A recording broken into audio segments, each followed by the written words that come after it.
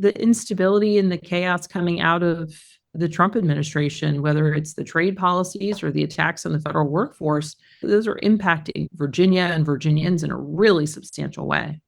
Abigail Spanberger is running for governor of Virginia, and she gave me a recipe for banana bread, which turned out amazing, by the way. And I spoke with her recently about affordability, about healthcare, about resilience, and the future that we're building for our children, and the culture in Virginia, for which the governor's race is this year, with the election on November 4th and early voting starting in September. So if you're in Virginia, be sure to make your vote count. Here's our full conversation.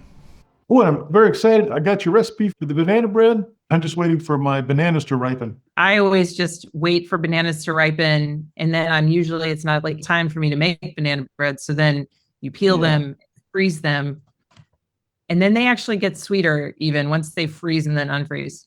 Yeah, I've got 8 frozen bananas in my freezer right now. Yeah, and I would freeze mine too. And I was excited because I thought for sure I had 10 or 12 black bananas in my freezer. And it just turns out I didn't. I guess I must have cleaned it out, which is only like a once every 5 years, but it happens. But I tell you, what I think about most is the world that my kids are going to inherit ultimately when they become our age or they become adults. Now, if you were to describe a Virginia that you want your kids to grow up in and become adults in, what would that look like to you? So ultimately, I want to ensure that the Virginia that my kids grow up in is a place where every opportunity is available to young people, whether it's when they're going out to go out on their own. Can they buy a house, or can they afford to rent in the community where they want to live? Will they be safe in that community? Will they be able to get a job that will ensure that they can support themselves and whatever family they might build into the future? I want my kids and all of their peers to come of age in a place and in a time in Virginia where they know that when they work hard and they dream big, that they can achieve things. And in fact, that the division or the anger and even the sort of rhetoric that at times is permeating our political system or even our communities, that is somewhat muted by people who just say, let's do better. Let's fix what's not working and make better what already is. And it's pretty, it's a bit aspirational, but I don't see any other way about it. We should be dreaming big for the things that we want for our kids. Yeah. As a follow-up, what are some of the things that are wrong right now? Oh, if you look at what's coming out of Washington, certainly it's bad policy that'll hurt people first and foremost. The bill that was just signed into law on the 4th of July, it's going to really hurt our healthcare system, and not just for people who use Medicaid and rely on Medicaid, but our rural communities where some of our hospitals might face closure.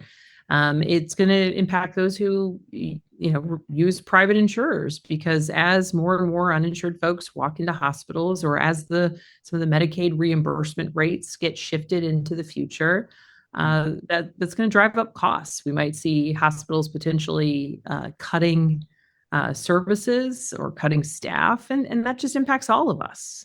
We're seeing all kinds of different flavors of resilience across the country, right? Looking at Governor Newsom, looking at the Texas Democrats, looking at the everyday folks right now in DC, and how they're responding to what's going on there. Yeah. And you've worn a lot of hats. You've been a postal inspector, a CIA officer, Congresswoman, now a candidate for governor.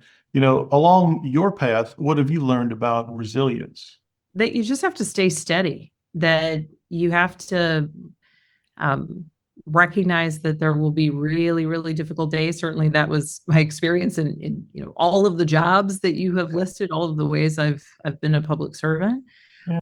And even I would argue as a parent, it's about having a longer view of what comes next.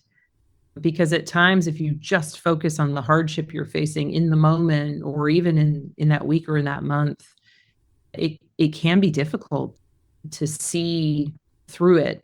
But I think particularly, in politics, if I'm, as a candidate for governor, if I'm seeking to lead the state, not only being steady during really difficult times and heartfelt in experiencing the challenges that we're facing as a country, but I have to have that vision for then what comes next. What are we in this for? And that has to be the sort of guiding principle that allows you to, in my case, stand up for Virginians and then say, and then this is what I want to have come next, and these are the plans I've put forth, and these are the challenges we're facing, but we'll get through them. And it sometimes it's a bit of hope, but you've got to have the hope and the hard work that I think is, and their perseverance. That's what, to me is sort of those are the foundations of the resilience that I think all of us need at this time. I like learning recipes from different cultures. And I was curious as to how you think Virginia benefits from having a mix of backgrounds and traditions and perspectives in all of its communities. I mean, Virginia benefits in countless ways, from people who choose to come to the United States, and specifically Virginia, to bring their talents and their perspectives and their recipes to our communities. And Virginia is a really rich and diverse place where we celebrate through through festivals and community events, but importantly, through recognizing that it is sometimes viewing your state or your country through someone else's eyes that you can see the strengths of it. Certainly, my background's in national security, and I spent a lot of time overseas. And I think you learn to love your country, or I learned to love our country in a really unique way when you're living and breathing someplace else, because all of those things that at times just seem commonplace. When you're someplace else, you get to reflect on what it means to be an American and what it means to call the US, or specifically Virginia, home. And one summer I was living, just a silly example, I was living in northern Germany, and I was wearing jeans and I was wearing a fleece, and it was August and I was cold. And I kind of remarked to myself, I am never going to complain about Virginia humidity ever again, because I am cold and I'm wearing jeans and a fleece and I'm still cold and it's August. And that's the sort of silly example, but the system of government and the ways that things work.